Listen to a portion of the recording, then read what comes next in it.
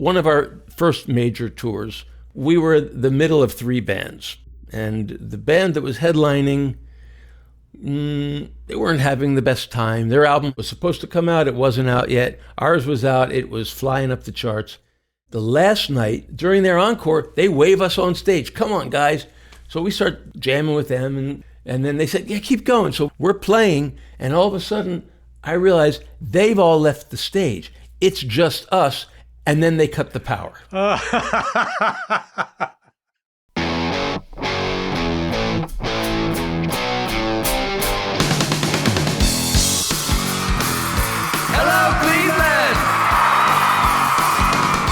Turn your speakers up to 11 because it's time for Too Much Effing Perspective, the podcast that asks musicians and entertainers to relive the most Spinal Tap moments when nothing goes right and everything gets kind of weird. I'm your host, Alan Keller, a comedy writer in LA and former lead singer of the least heralded Chicago band, The Falling Wallendas. And I'm your co-host, Alex Hoffman, former tour manager for Radiohead and former lead singer of the least heralded Milwaukee band, The Vainglorious. Our guest today was in Rolling Stone magazine's Best New Band of 1986 and wrote the hit song, What If God Was One of Us? The Hooters Eric Bazilian. Eric tells us about having to postpone a flight because Ringo Starr wanted to write songs with him on short notice. What Oscar-winning actor cheered him on as the Hooters were going on stage to play at Live Aid, and the time he offered the Who's Pete Townshend a case of beer, a pizza, and a deli tray to play at his daughter's wedding. So without further ado, let's go to the TMEP show! It really puts perspective on things, doesn't it? No, too much. There's too much effing perspective now. Alex, it's an established fact that I love the Beatles. Now, I'm not a Beatlemania nerd. I don't wear Let It Be t-shirts. Long and Winding Road isn't my ringtone. I didn't name my kids Michelle and Bungalow Bill.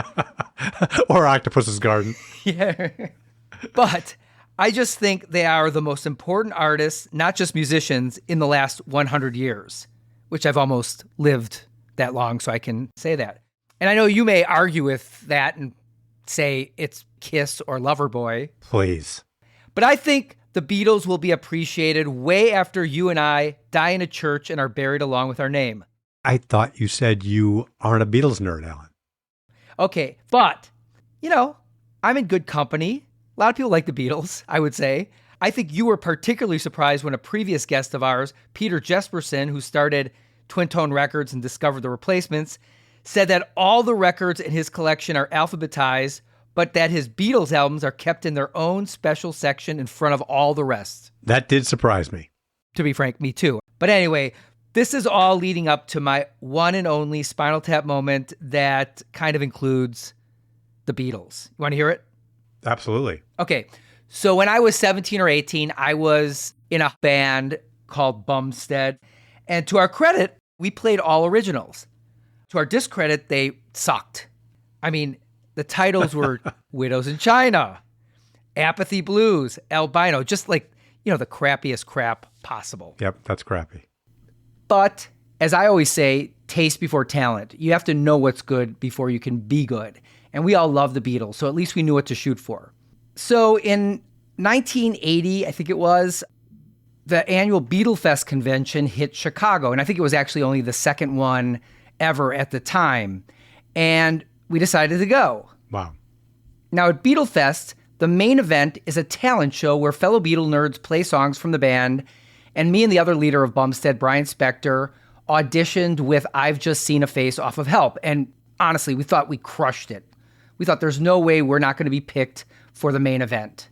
Meanwhile, unbeknownst to us, our drummer, this little red-haired kid named Scott, goes and auditions on piano, an instrument we didn't even know he played, and picks a far more ambitious song than what we did. He goes and plays Isolation off John Lennon's Plastic Ono Band album. And not only did he make it, whereas we didn't even get on the main program, Scott won the whole thing. Wow. He got a big Beatlefest trophy and a $50 gift certificate to Chess King. And the only thing I got was a makeout session with an older girl from Valparaiso University who said I looked like Paul McCartney and stalked me for the next 3 years. So there was that at least.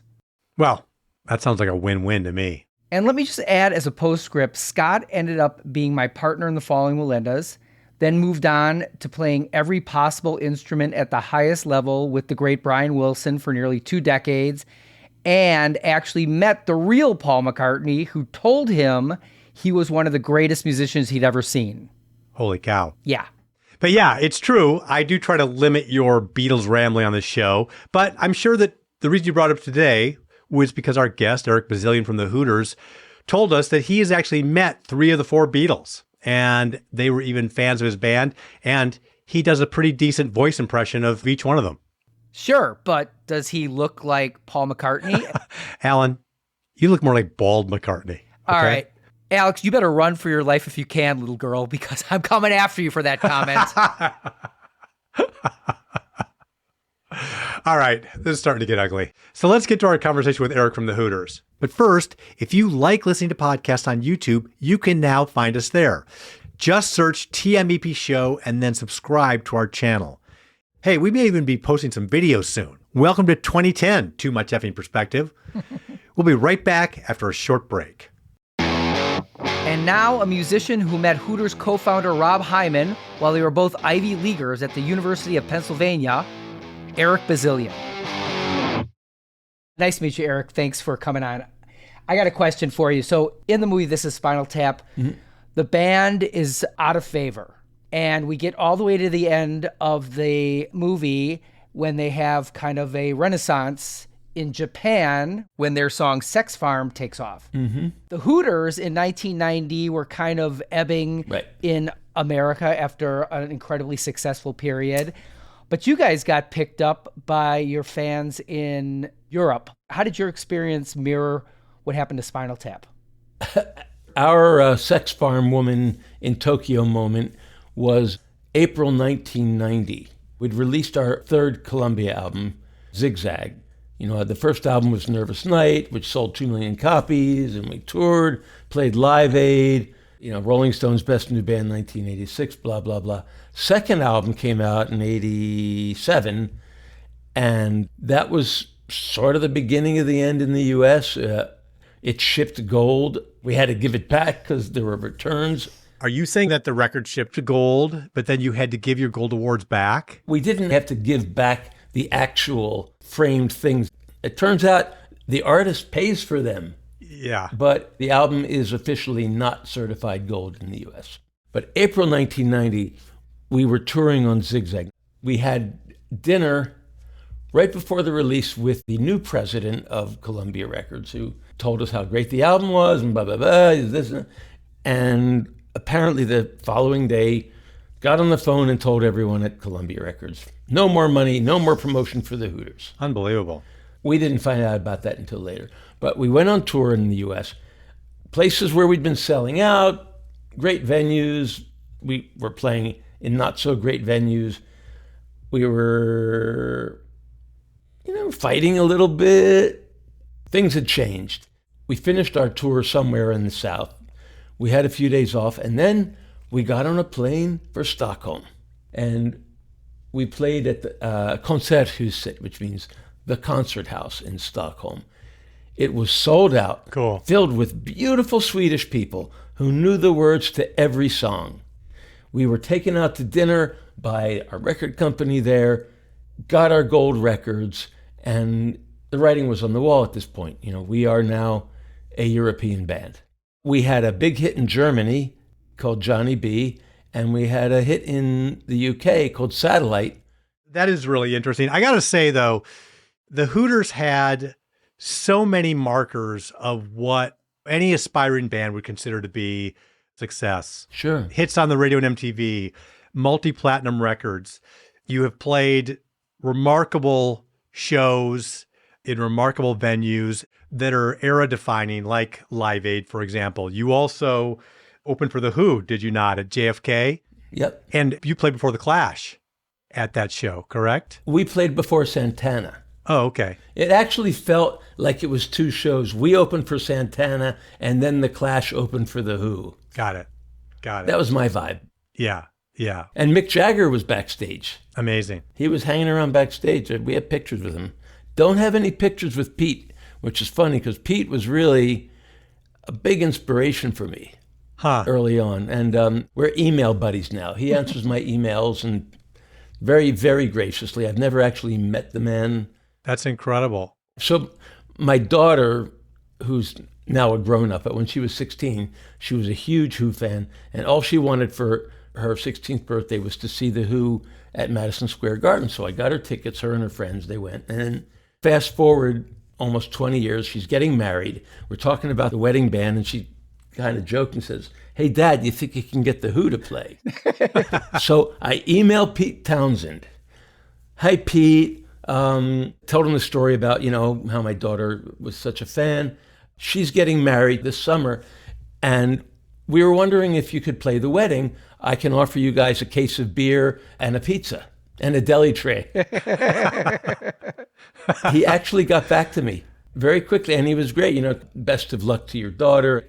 Didn't say anything about the gig, but I didn't leave it there. I actually replied and said, okay, 2 cases of beer, a bottle of wine, 2 pizzas, and the deli tray. Funny. That's an incredible story. I have a friend in Los Angeles, Sarah Gore, Al Gore's daughter. I went to her wedding at the Beverly Hills Hotel, and it's a really unusual mix of people. In fact, there's a lot of like what you could call hillbillies wandering around. They're from Tennessee. Mm-hmm. And so I'm like, what the hell's going on here? Well, I soon found out they were part of the wedding band. And who was the leader of that wedding band? Willie Nelson. Oh, okay. And you know what? I also heard that he only got 1 deli tray and a 6-pack and probably some weed. So sometimes that offer works.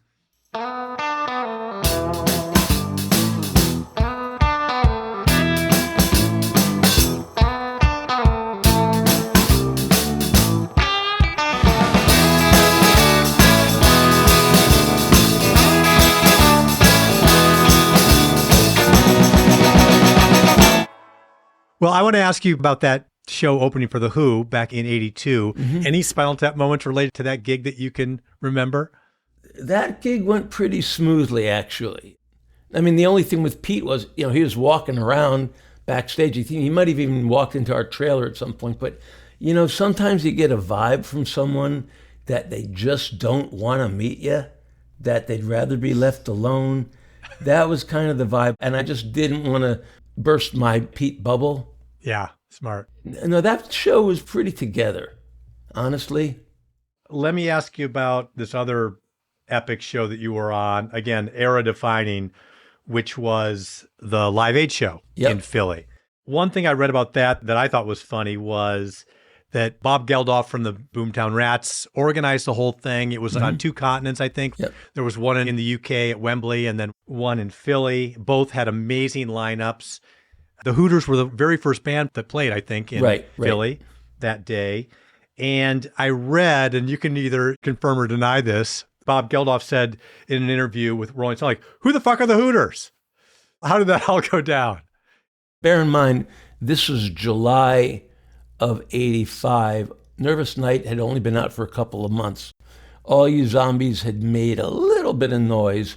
And We Danced, which was our big hit in the U.S., unknown in Europe, but still, they know it from our shows because we make it a hit there every night.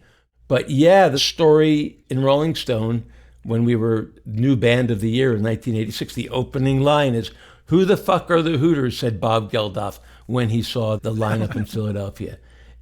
And looking back, if I'd been Bob Geldof and I was juggling a million balls in the air trying to get this show going, and I saw the lineup and I saw some band I'd never heard of called the Hooters, I probably would have said, who the fuck are the Hooters?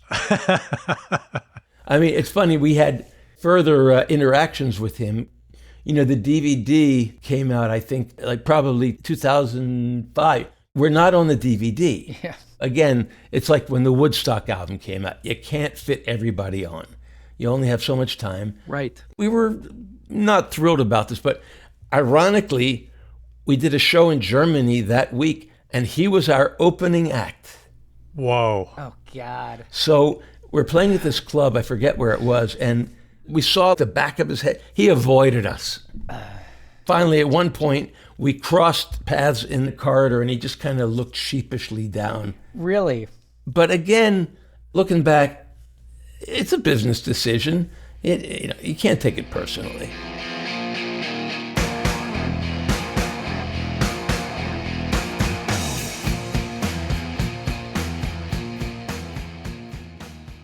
Well, Live Aid has gone down in history as one of the most important rock concerts ever.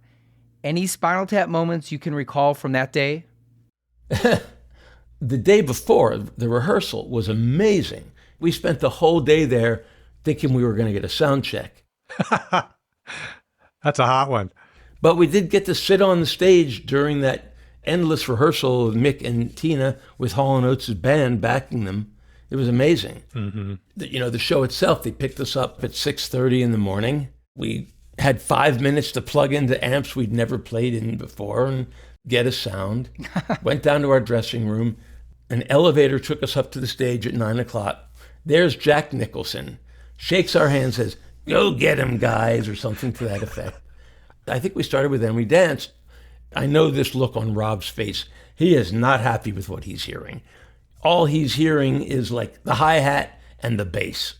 I'm hearing the other guitar player and Rob's vocal. It's just, A messy mix. This is what happens, and Grace Under Pressure. But, by the end of the first song, we had it together, and then we did All You Zombies, and then we were done. And by now, it's 9:15 in the morning. Went downstairs, talked to Rolling Stone, a bunch of press, hanging around for a while. It's hot as hell. And at some point, I just decided I'm going to go home and watch this on TV. I lived like 10 minutes from the stadium. So I got in the car, drove home, turned on the TV. There was Rick Springfield, who, by the way, we just toured with last year. Huh. But I watched the show. And then at 7, 8 o'clock, my manager calls and says, "You should probably come back down for the finale."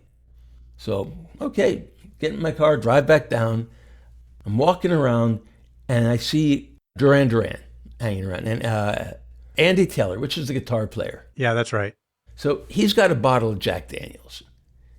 What's more rock and roll than that? Okay, so you know what? I'm going to drink from Andy Taylor's bottle of Jack Daniels because that's rock and roll, and he's Sure. in Duran Duran. So, hey, man, can I have a hit of that? Yeah, mate, cool. I take a sip. I realize it's watered down. Apparently, that's like a thing, or it was a thing. You want to look badass, you take a bottle of Jack or Southern Comfort, and you water it down, you drink it all night, and people think, wow, man, he's a hardcore badass. He can drink all that shit and still function. You know what? I think they should lose one Duran for that one. They should just be Duran now. A one Duran penalty. Yeah, that's right. God, that's Right. But, considering how quickly they put it together, it's amazing how smoothly that thing went. Yeah, that's cool. My Spinal Tap moment from watching it as an 18-year-old from Green Bay, Wisconsin, and I'm going to admit this in front of the world, and I'm not proud of it. I called in the 800 number, whatever it is. I pledged $5. I never sent my $5. Whoa. Well, who does? Oh, you just lost a Duran. I think, yeah, I should lose a Duran. I carry that weight this many years later. So anyway, I've tried to make up for it since, but still missed that opportunity. I've really been racking my brain for Spinal Tap moments here. We've been pretty lucky as far as that goes, although I got a few I'm saving. All right, good. Well, we'll get to those. Well, I want to tell you, I'm a Hooters fan, long-standing. Thank you. Radio station in Appleton, Wisconsin, WAP, the Rockin' Apple. I guarantee you they played a Hooters song this week. They played a Hooters song last week. They were playing you guys in high school and all the way through to the present. And I've always loved All You Zombies for a bunch of reasons. Well, so have I. Yeah, naturally. So I think it's pretty incredible that a song with so many biblical references became this huge hit in the mid-'80s. And look, I went to Sunday school. I know that a number of those stories are something that someone who'd at least been going to Sunday school through like the fourth grade would know. These aren't just necessarily common knowledge stories. Some are, like Noah's Ark is, of course, but Right. some of the others are at least a level down. So it's like, who's the Sunday school guy between you and Rob? Well, Is that you? We were both bar mitzvahed. Ah, Personally, I got bar mitzvahed so I'd get enough money to buy a Rickenbacker 12-string. Yep. And I kind of enjoyed it. I have this whole relationship with that thing, if you want to call it religion, the almighty, the lack of an almighty, whatever. It keeps coming back. I run from it and it keeps chasing me. But, there's not a whole lot of esoteric stuff going on in that Bible story. Holy Moses met the Pharaoh. Everybody knows that. Tried to set him straight. Everybody knows that. Moses on the mountain. Everybody knows that. Golden calf. Probably everybody. Yeah. did you ever have any pickets? I mean, again, when I was going to concerts in Green Bay, Wisconsin, and went and saw Black Sabbath or Judas Priest, there would be people out front picketing, handing out pamphlets, rock and roll is going to send you to hell and that sort of thing. Was there any blowback for you guys on that? On All You Zombies, no, quite the opposite. In fact, a lot of evangelical Christians tried to claim us as their own. I did a lot of interviews with mega church people who actually weren't that disappointed when they found out that the song was written by two basically atheist Hebrews. They would take it as a challenge, Oh, but don't, yeah, I know. Yeah, that happens. But, we were embraced by believers, non-believers, people who love religion, people who hate religion. Then One Way Home had Satellite, which was way more of like a poke at that whole, televangelical thing. Yeah. The only time that there was ever any controversy was with One of Us, when it was a hit with Joan. Joan Osborne. That's another song. I never want to write about God. These songs, that one quite literally, you go on the internet, you'll get a detailed story of how that happened. But basically, my then new girlfriend had moved over from Sweden, wanted me to show her how I made a song on my 4-track cassette recorder. I had a guitar riff I'd been playing all day, made a little track out of it. She said, sing it, and those are the words that came out. And I felt kind of the way I felt when we wrote All You Zombies. That's a cool song that nobody's going to care about. I mean, All You Zombies was our throwaway. We would start our first set. When we were doing 4 sets a night at biker bars, we would start with that just to get it out of the way. That was the little song that could, though. It would not give up on us.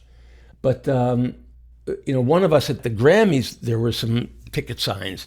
And it turns out it was a group called the Catholic League, which had nothing to do with the Catholic Church. It was a political organization. And I saw the guy on TV who had a problem with it. And it was basically, Joan Osborne, her album is about spirituality and sexuality. And that song, One of Us, it raises questions. Okay, yeah. The whole song is actually just one question. It's all one sentence. If you look at it written out, there's no punctuation. But Rush Limbaugh, Yeah. he actually pointed it out as a song that was hopeful for the youth of America. Wow. You have no Durans left if Rush Limbaugh is backing you up. I think I get 5 back for that.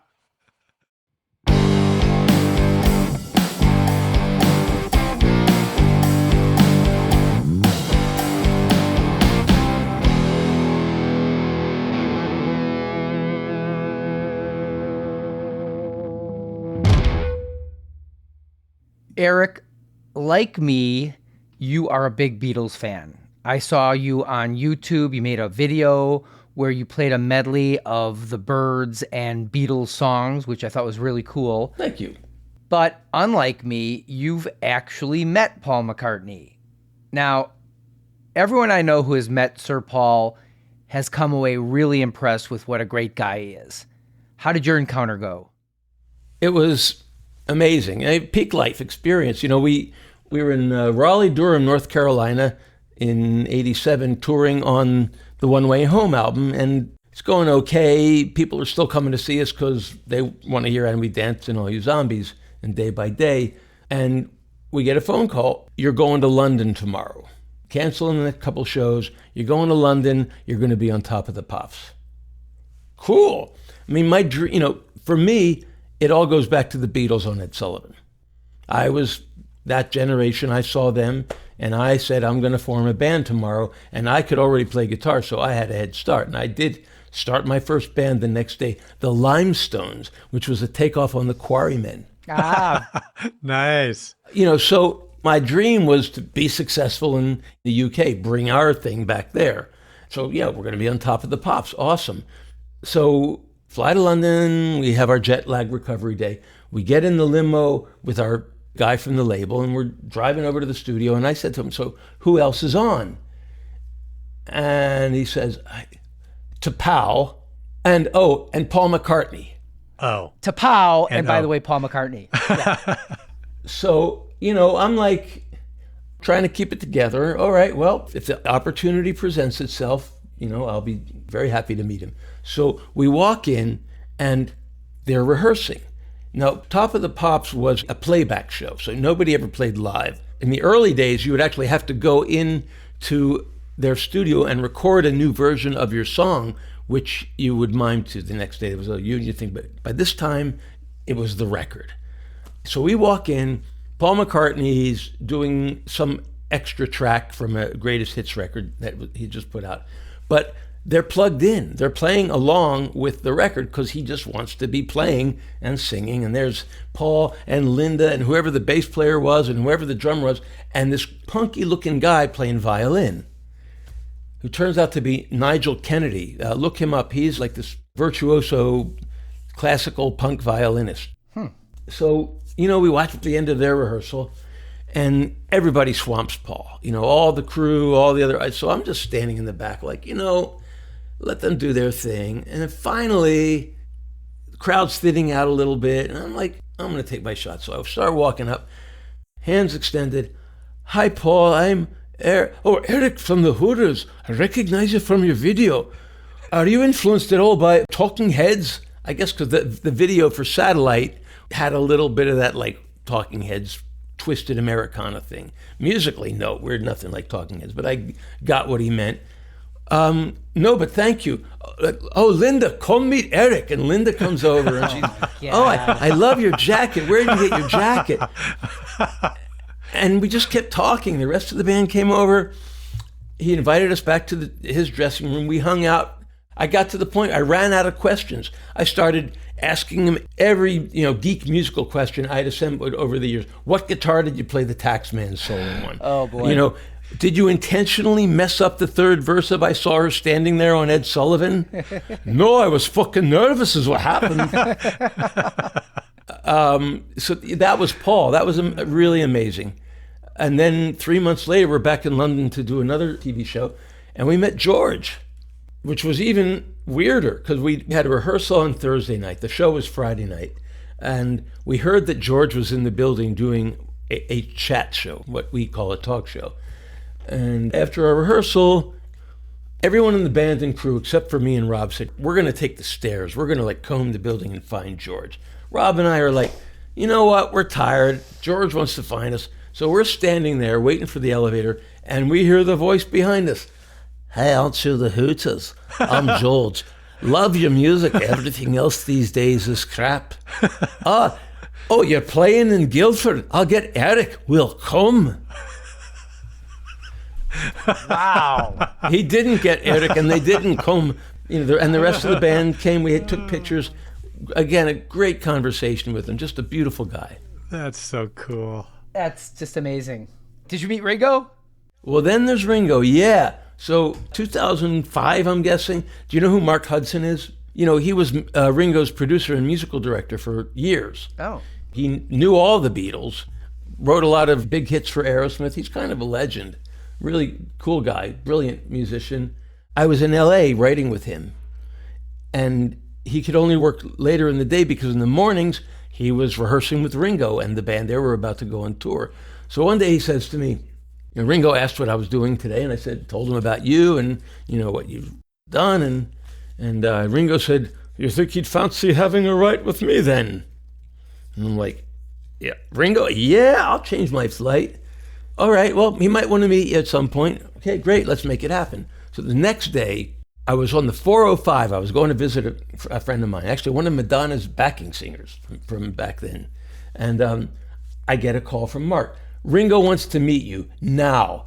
Meet me at the studio. I literally did a U-turn on the 405. Got back to the studio. I'm standing there holding my phone thinking, I better put this thing on silent before Ringo gets here. And there's Ringo. Like, I'm in mid-sentence on the phone and Ringo walks in. I just say, bye. Close the phone. Ringo walks in and hugs me. He's a hugger. So we're hanging out talking, and he's with Barbara Buck, his wife, who's beautiful. Beautiful. Bond girl. Yes, Bond girl. So not a Bon Jovi girl, a Bond girl. A Bond girl, yes. James Bond Jovi. I like it. Oh, I get a couple Durants for that. Yeah. So I'm talking with Ringo, and Mark's talking with Barbara, and I can kind of hear what Mark's saying. He's, telling her who I am. He's in the Hooters, and he wrote "What If God Was One of Us?" And Ringo, without missing a beat, says, "What? This short?" Referring to himself, because he's short, and he's got a thing about being short. He sits down. Ringo starts playing drums. I plug in a guitar. And what I didn't do was play a Beatles song. You know why? Because that's what everybody would do. That's right. I just started jamming with him. We jammed for like 10 minutes, and he was like, "That's mighty good. Let's do that again sometime."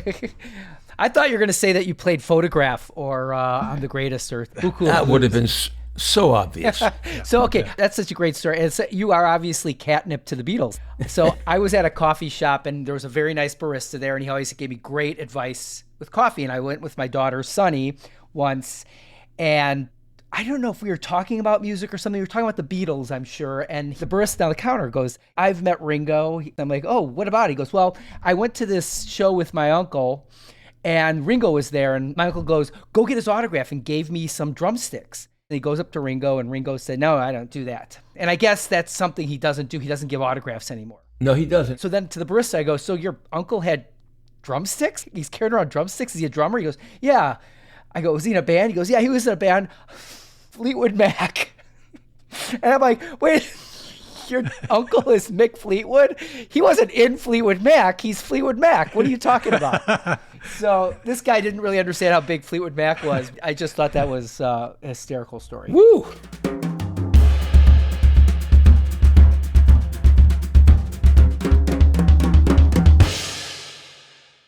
Eric, as we've already mentioned, you wrote the hit song "One of Us" that was recorded by Joan Osborne. And then amazingly, Prince covered that song and even included it on his Emancipation album. I mean, I saw Prince play live. He played for 3 hours. He basically did a medley. It was like he never completed a song, just one flowed right into the next. And he has so many songs, he didn't need to cover anybody else's music, but he covered your song. So about 6 months before that record came out, a fan in Japan sent me a cassette. It was a bootleg cassette of his 2 nights at the Budokan in Tokyo. And she said, just listen. So he did "One of Us." He did it both nights. The second night, it starts, it has that boom, boom, boom, boom, with it, he does that guitar thing. And he says, "This next song is by Joan Osborne, written by Joan Osborne. I love this song. Sing along, won't you?" Written by Joan Osborne. Well, we'll figure that out later.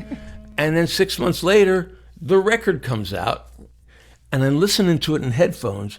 And if you listen really closely, you'll realize that someone's talking into a mic that's been muted. That was one of the live recordings from Budokan, and they just muted his little rap at the beginning. That's what Purple Rain is actually a live recording. Really? I don't know if you're aware of that. They did some overdubs on it, but his lead vocal, the guitar solo, the original's on YouTube. The guitar solo's 1.5 minutes longer than the one on the record. That's how I knew he was performing it. Then when I heard that it was on the record, I was like, okay, well, that's cool. And I went out and got a copy, and they spelled my name right, and boom. Wow, that's a good start. And then around that time, I got a phone call from my publisher who said, "I got a call from Prince's management, and he loves that song." And apparently when it came out, he had a party at Paisley Park, had all his friends come over, handed out copies of the record, made them listen to it. So, I knew that he was into the song, but, he'd like to meet you. All right, awesome. Well, he was coming to Philadelphia a few days later, so that's perfect. All right, make it happen. So half an hour, he calls me back. He said, well, the manager told me to call the lawyer. I called the lawyer, and the lawyer said, well, yeah, well, what does he want? Does he want money? Like, well, what? Okay, well, something's been lost in translation here, whatever. So I went to the show. I knew someone at the door, just walked in. And I'm standing kind of the side of the stage, and there's this proscenium, and I walk out in front of the proscenium. They start One of Us, and it starts with that guitar thing. He walks up right in front of me, starts playing that solo at me. Now, there's no way he knows who I am. He doesn't know that I'm the guy that wrote the song, but he's looking at me. So there are forces. There are definitely forces. Yeah, that's really phenomenal. So you did not ultimately meet Prince, is that right? I never did meet him. Nope, never got to. Yeah, that's so interesting. Well, even if you meet him, you don't know, because I heard that you have to look at the floor and you can't look him in the eye. So we actually opened for him in Zurich in '93. And that was when he was the artist, the symbol thing. Yeah. Right. And backstage, there was a list of rules. And the first one was, you do not look at the artist. Yeah. You do not speak to the artist. Yeah, that's kind of uncool. Interesting. Did he consistently change the lyric slob to slave? Was that something that he did in all his performances? Yeah. Just a slave like One of Us? Yep. Yeah. Interesting. It's interesting because there's a children's choir not far from here, and they do One of Us, and they do Prince's version. There are a bunch of African-American kids with really rough backgrounds, so they could relate to the Prince version way better than they could relate to the Joan Osborne version. So cool. I'm glad he did that. Yeah.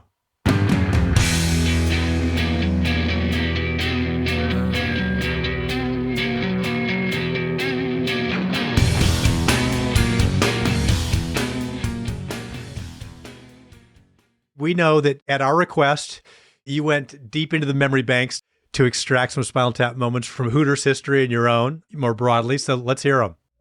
Here's a good one. We were in the Southwest, one of those, long drives, something you can drive 12, 16 hours between major cities there. And middle of the night, I'd fallen asleep in the front lounge, and we had a female bus driver. Wow, that's unusual. Apparently it was. And at one point I wake up and she's walking from the back to the front. And I look up in the driver's seat and there's nobody there. She got up to go to the bathroom and just left the bus on autopilot. Tooling down the highway? Tooling down the highway at 90 miles an hour. Are you sure you weren't in a dream state? I mean, that's unbelievable. I asked myself that, but we learned a lot about her afterwards, so it might very well have happened. So she didn't even stick like a broom in the steering wheel, and then there might have been a broom. Yeah. There might have been, but I mean, the thing is, the roads there are totally flat, totally straight, totally level. Yeah. I don't know if that counts as a Spinal Tap moment, but we're the experts. It does. Okay. This is a good one. This is a really early one. And I would say this is maybe comparable to Ian Faith with the cricket bat. Okay. So we did a show, this is probably 82, early on. I think it might have been Towson College in Maryland. And the backstage was just really, really skanky. They gave us a crappy deli tray, no beer, diet soda, and the show's done, and we want some real food. There's nothing to be had. And then one of the members of the band, no name, but the one who you would least expect to do this, had this idea. The dressing room was a classroom with a drop ceiling. We put the deli tray up in the drop ceiling and closed it up again. I just wonder, is it still there? How long before someone noticed it? That is so funny. I got to tell you, I laugh from a really sincere place on that one, because when I was on the road and tour managing, I love that kind of stuff. I love those kind of almost like junior high-esque pranks. It's very kind of Beavis and Butthead sort of stuff. Yeah. When did they finally smell that deli tray? How long did that take? That is pretty epic. I mean, that was about as rock and roll as we got like that. We were the band that would make our own beds in hotels. Yeah. Or like if somebody had thrown a TV out the window, we would bring it back upstairs and fix it. Yeah, yeah. We've talked about this with other guests. There's that hour of excitement on stage, and you don't even need to get paid for that part because that's really the fun. What you get paid for is all the long drives and the boring stays in hotels when there's nothing going on and things like that. So you got to make your own fun. Some people do it with drugs. Some people do it with tearing stuff up, whether it's backstage or dressing rooms or hotel rooms. And some people do it with putting deli trays into drop ceilings. So that's pretty cool. We haven't talked much about your co-founder, Rob Hyman. A friend of mine, Ty Durbrow, who plays in a band here in Portland called Empty Threat, a dad band.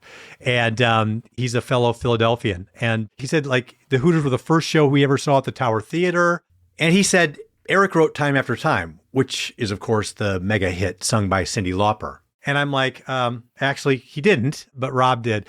And I'm curious, a song like that was that big is going to put a guy into a new tax bracket, right? And I kind of wondered how'd that dynamic work out between you guys? Was there any Smile Tap moment in that? That kind of enabled the band to stay together. Oh, really? Honestly, yeah. I mean, he got us through some really lean times, fortunately. He never lorded it over us, and there were a lot of opportunities he could have had that he didn't take because he was committed to the band. By the way, I did play the guitars on that, and I actually wrote that melody. That was me. And The Girls Just Want to Have Fun. I came up with that guitar part. Before that, it was a new wave punk song that Cyndi hated and never wanted to sing. Let's just say this again for our listening audience, that Eric and your partner, Rob, were instrumental, literally and figuratively, in working with Cyndi Lauper on her breakout massive album, She's So Unusual. Yes, that was the time.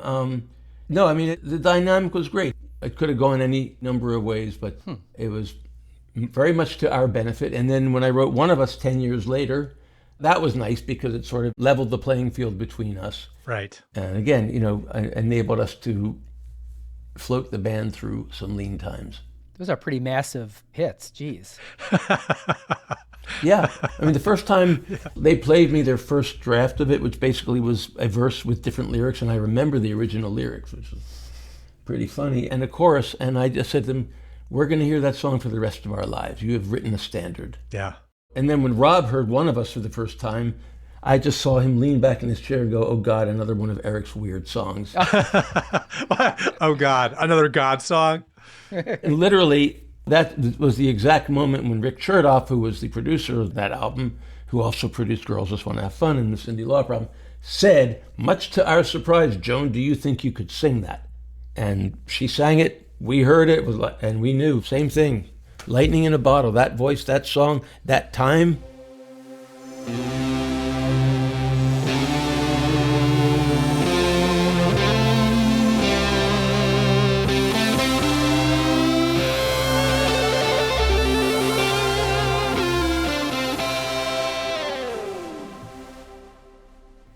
Eric, all our guests have to answer one question on the show. What are your favorite scenes in the movie This Is Spinal Tap? Kick me. I'm not asking you. I'm telling you. Artie Fufkin. Artie Fufkin. I mean, there's so many. It's like asking, what's your favorite Beatles song? Oh, there's also, I Am As God Made Me. Yeah, that's a good one too. Or actually, maybe our favorite, this might be the favorite shared Hooters Spinal Tap moment is, going to sit in the lobby and wait for our limo. You pick some that people haven't been picking. I appreciate that. Oh, good. Yeah. So can you tell our listeners where they can keep track of what you're doing and anything you want to promote? Just this is the time to do it. And what the Hooters are up to. The Hooters are working hard. We just spent 5 weeks in Germany this summer. We just did a weekend of shows around here.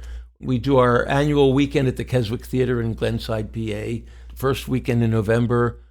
We did tour the U.S. last year with Rick Springfield and Tommy Tutone and Paul Young, our first U.S. tour in 30 years.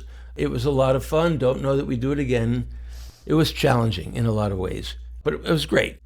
But there's a lot of Hooters music that people don't know about because in the United States, they think we stopped after Nervous Night. In Germany, they think we stopped after Zigzag. And then there's an album we did on MCA that's not available anywhere because the record company doesn't exist anymore and The distributors won't let us put it up because they know that it was out before. But then, we keep putting out records. We put out a new album last year. We did a ska album to go back to our original ska and reggae roots, which is where we began in 1980. There's a bunch of really good stuff up there.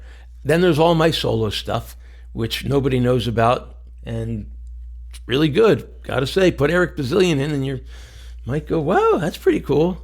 So you have ericbazillion.com, correct? Mm-hmm. And are you on social media at all? I've kind of dropped down to like 10% of what I used to do, just because it's my life. People that matter know what I'm doing. Okay. Maybe I'll start posting more again. I don't know. Well, thank you for this. Really fun to Yes. connect and hear your stories. Thanks so much. Thank you, Eric. It was a blast. You guys are a lot of fun. Listeners, if as a band member I had one or maybe two of Eric's resume items on my own list, like, I don't know, jamming with Ringo or having Prince cover a song that I wrote, I think I could declare victory and go home. But as it stands, I'm just a slob like everyone else. Thanks to Eric for sharing his stories with us. Too Much Effing Perspective is a Milwaukee Talkies original. Our editor is Gretchen Kilby. Our music composer is J.K. Harrison. Please follow us on Instagram at TMEP Show. Visit our website at tmepshow.com to sign up for our mailing list. And find our other episodes featuring rock stars, comedians, and entertainment luminaries whose bizarro stories we enjoy and we think you will too on Apple Podcasts, Spotify, YouTube, or wherever you listen. Although it would be as great as having armadillos in our trousers, this podcast is not affiliated with This Is Spinal Tap, and no person or entity connected with the film has sponsored or endorsed its content. The podcast is not affiliated, sponsored, or licensed by Authorized Spinal Tap LLC or Century of Progress Productions.